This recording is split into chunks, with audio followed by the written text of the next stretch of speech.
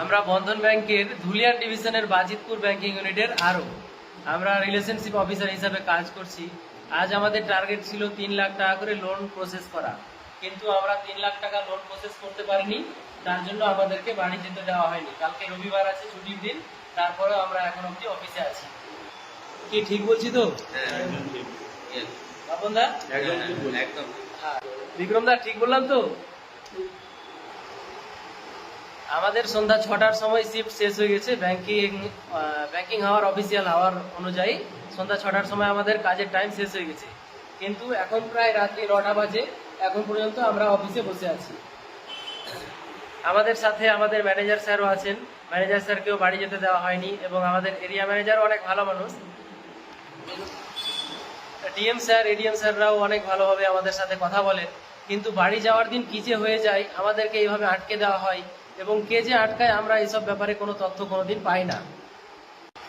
বন্ধনের প্রতি যেমন আগে স্টাফদের এবং কাস্টমারদের ভালোবাসা এবং বিশ্বাস ছিল, সেই বিশ্বাস এখন কিন্তু বন্ধনের উপরে মানুষের নাই, এবং আমাদের স্টাফদেরও নাই। বন্ধনের প্রতি ভালোবাসাটা মন থেকে আসছে না, কারণ আমাদেরকে বাড়ি যাওয়ার দিন রাত্রি 9টার সময় বাড়ি ছাড়া হয়।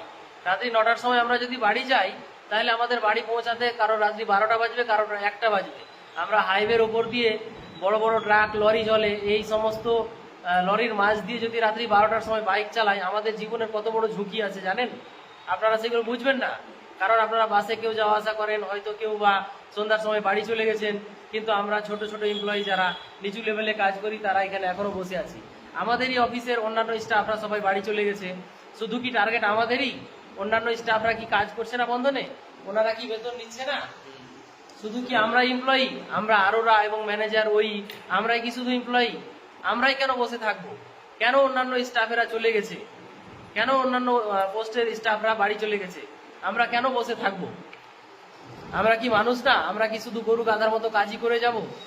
আমাদেরও তো জীবন আছে, আমাদেরও তো বউ বাচ্চা আছে, কালকে ছুটি আছে, আমাদের বাড়ি যেতে হবে। তাই এই ভিডিওটা আমরা করছি, এবং যাদের কাছে এই ভিডিওটা পৌঁছাবে তারা অবশ্যই আমাদের সাক্ষী হয়ে থাকবেন যে আমরা এতক্ষণ অবধি ব্যাংকে আছি, এবং কে আমাদের উপরে এই অত্যাচারগুলো করছে তাদের ব্যবস্থা করে নিয়ে ব্যাংক যদি তাদের কোনো ব্যবস্থা করে,